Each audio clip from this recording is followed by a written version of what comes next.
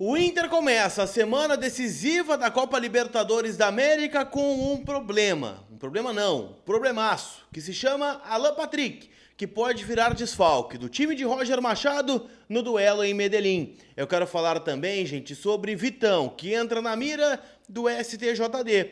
E Bruno Henrique, vai ficar no Inter? Vai sair? O debate está aberto no departamento de futebol. Eu te conto tudo isso depois da vinheta.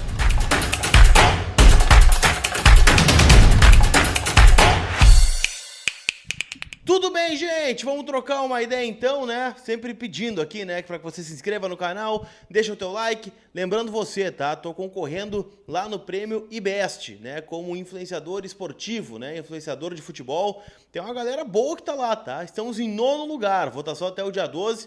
Então peço essa força, né, para que você que gosta do meu trabalho faça o seu voto, né? São 3 votos por dia em cada e-mail e vai me ajudar pra caramba, né? Um reconhecimento do meu trabalho no maior prêmio de internet. E claro, né? Lembrar você que ainda não está em dia com o teu veículo, carro, moto, caminhão, já sabe o caminho, né? Zapay, Z-A-P-A-Y, meus parceiros aqui no canal, tem o cupom COLAR20 que te dá 20% de desconto nas taxas do parcelamento. É um processo muito seguro, muito rápido, né? Tudo feito de forma 100% online para você, né, não ter complicações com o teu veículo. Tá bom? Turma, vamos começar falando sobre Bruno Henrique, né? Afinal, o volante do Internacional tem o contrato encerrando, né, no final desta temporada. Ele e alguns jogadores, né? Posso citar aqui, por exemplo, o Fernando também tem o contrato terminando no final deste ano. Tem jogadores que estão encerrando o contrato agora, no meio do ano, e não devem ter o vínculo renovado, caso do lateral direito Natan, do zagueiro Agustin Rogel. Então, assim, o Inter começa já a pensar, né, de forma antecipada a sua janela, visto, né, que o departamento de futebol, né, o CAPA, o Centro de Análise e Prospecção de Atletas, o André Mazuco como executivo, eles têm que estar pensando à frente, eles têm que estar pensando já na janela do ano que vem, olhando jogadores que vão ficar livres, outros que não vão estar, apresentando projetos, pensando na montagem do grupo. E o Bruno Henrique, claro, né, é um jogador muito querido, né, por todos dentro do plantel. Eu considero ele um jogador extremamente útil, né, visto que é um jogador de qualidade, é um jogador que, óbvio, eu sei, eu não sou cego, não vive o melhor momento dele com a camiseta do Internacional, mas chegou aqui, né, de forma livre em 2023, foi extremamente importante em vários momentos, só que ele, dentro do calendário que o Inter está se propondo a jogar, ele não vai suportar todos os jogos, ele vai ter que ser uma peça pontual.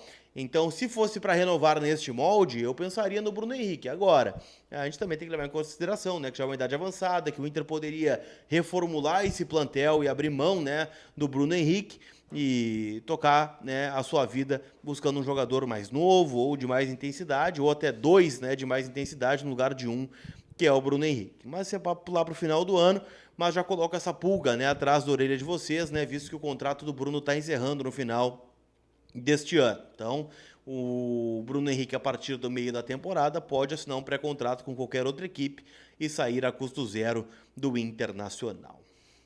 Quero falar também, gente, sobre Alan Patrick. Afinal, né, teve todo um debate envolvendo o camisa 10. O Roger revelou ainda lá em São Paulo que ele teve um problema muscular, que ele sentiu a perna pesada, pediu para ser substituído com risco, né, de agravar uma lesão. Eu vou dizer que essa decisão foi extremamente acertada, né, visto que a informação que eu recebi hoje pela manhã é que o Alan Patrick, no domingo ainda, fez exames de imagem.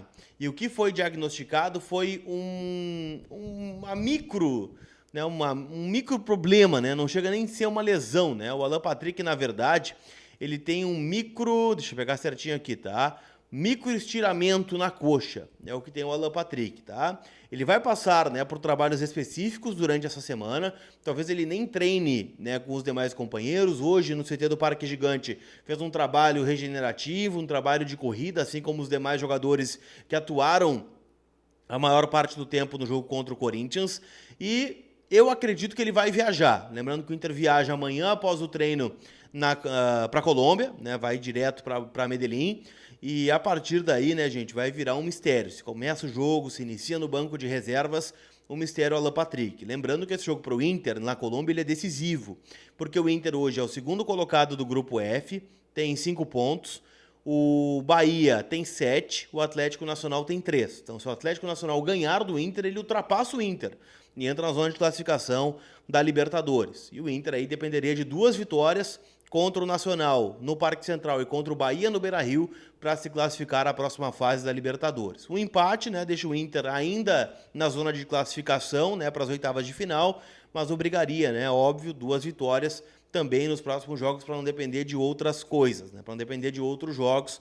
Então, não perder na Colômbia é o fundamental, né? É o principal ponto. Não estou celebrando empate, não estou fazendo uma ode ao empate, mas uma derrota seria trágica para o Inter para fins de tabela na Copa Libertadores da América. Então, o Alan Patrick é uma presença importante, o Borré ainda não volta, o Carboneiro tem alguma possibilidade de estar relacionado, mas também não joga há muito tempo, né? O Carboneiro teve aquela lesão ainda em Fortaleza, naquele empate em 0-0 contra o Fortaleza pelo Campeonato Brasileiro. Então são alguns jogos aí que o Carboneiro já desfalca, tá sem ritmo, tá desembocado. Então tudo isso pesa, né, para um jogo tão decisivo e tão físico como vai ser esse. Tanto é, né, que o Atlético Nacional jogou um clássico no final de semana, empatou em 1-1 contra o Independiente Medellín no Campeonato Colombiano e preservou a maioria dos titulares, né? O Inestrosa não jogou, né? O Morelos não jogou, né? Foram 6 ou 7 titulares que foram utilizados durante o jogo, empate 1-1. O Cardona, né, fez o gol do Atlético Nacional em cobrança de pênalti. Então, um jogo que vai ser importantíssimo, assim, para o Internacional no futuro. Tá bem? Deixa eu falar também, gente, sobre Vitão, né? Afinal, a Abrafut, né, que é a Associação Brasileira dos Árbitros de Futebol, ela divulgou uma nota, né, contra o Vitão. E a nota, né, ela é assinada pela Abrafut, presidente da Abrafut, Anderson Daronco, árbitro gaúcho aqui, né? E na nota, né, o Abrafut, né, repudia as declarações do Vitão, né, que disse que o Zanovelli era um árbitro cagado para apitar um jogo, né, que na Arena Corinthians sempre é assim. E ele coloca o seguinte, a nota, ó. Durante as declarações, o jogador dirigiu palavras ofensivas ao árbitro Paulo César Zanovelli, utilizando termos desrespeitosos, insinuando favorecimento à equipe adversária. De forma alguma, até porque não teve favorecimento, né? Tal comportamento é absolutamente incompatível com os princípios que regem o esporte.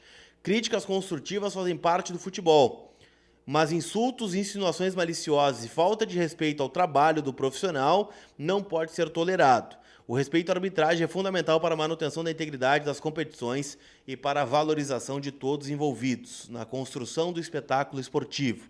Diante da gravidade dos fatos, a Abrafut informa que apresentará denúncia formal ao STJD solicitando providências cabíveis contra o Vitão. Então vamos aguardar, né? O Inter ainda não recebeu essa denúncia, mas certamente, né, vai dar pano para manga essa história envolvendo o Vitão, que só disse a verdade, né? No pós-jogo ali, depois da derrota do Inter contra o Corinthians. Tá certo? Não esquece de passar em kto.bet.br, minha casa de apostas, pode ser a sua também. Hoje, 2 jogos fecham a rodada do Campeonato Brasileiro. Bragantino e Mirassol, tô apostando na vitória do Braga. E Juventude e Atlético Mineiro, aqui acho que dá empate, tá? E Juventude e Atlético Mineiro no Alfredo Jaconi. São jogos disponíveis, kto.bet.br. Lembrando que você está convocado para a Liga do Milhão, prêmios diários de R$1.000 em free bet. E lá no final do ano, né, o apostador mais Oda da KTO vai levar R$1 milhão. Tá bem? Então, vai lá, Liga do Milhão, participe você também.